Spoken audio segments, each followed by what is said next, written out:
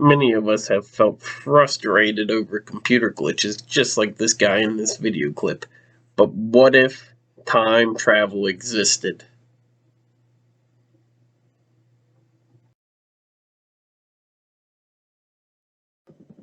Hello everyone, my name is Zach and today I'll be presenting with you system restore points. Many of you might be wondering how you can time travel, but it's not you that time travels, but your computer. Your computer can go back in time to repair problems that may have occurred with recent downloads. But don't worry, it keeps all your personal files. In fact, this actually kept me in class.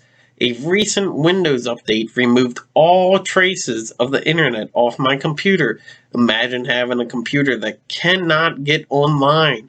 It is more like a paperweight at that point. Hardware checks and device drivers indicated no problem because it actually removed the driver to connect to the internet. The only thing that could fix the computer besides calling Geek Squad was a system restore. And here I am on the same computer to give this presentation.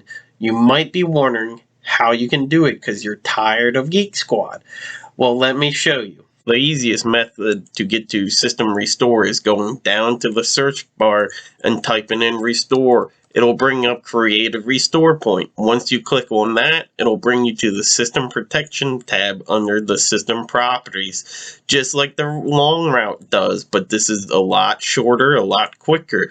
So remember how to get to both ways, because this is important. If you don't remember it, you can't use it. The first feature I want to talk about is the configure option right here. When you click on it, make sure system protection is actually enabled on your device. Not all computers have it enabled, and if it's not enabled, you don't have a way to go back in time before a potential error happened. The next feature in here is the disk space. Disk space allows for more restore points, so it's a good idea to have about 5% memory for it.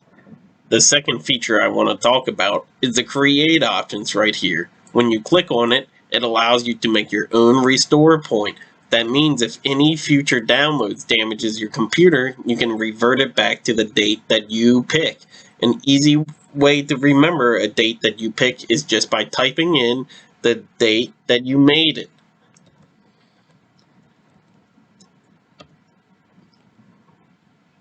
And when you're done, hit create. Now, this does not protect you against errors you already have. An error you already have has to be reverted back even further than today's date.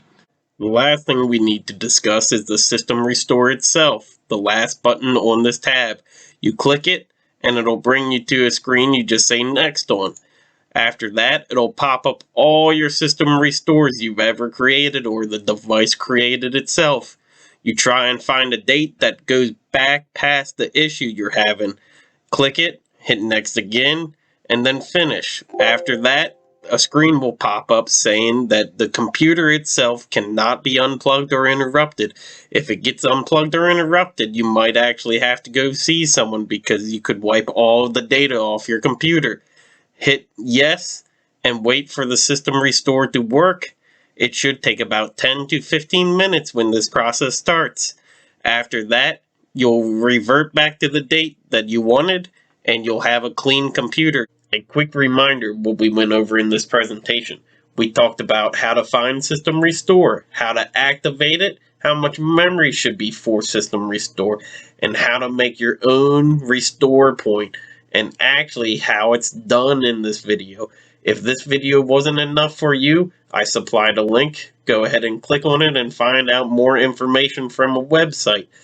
And remember to keep your tools safe and use protection.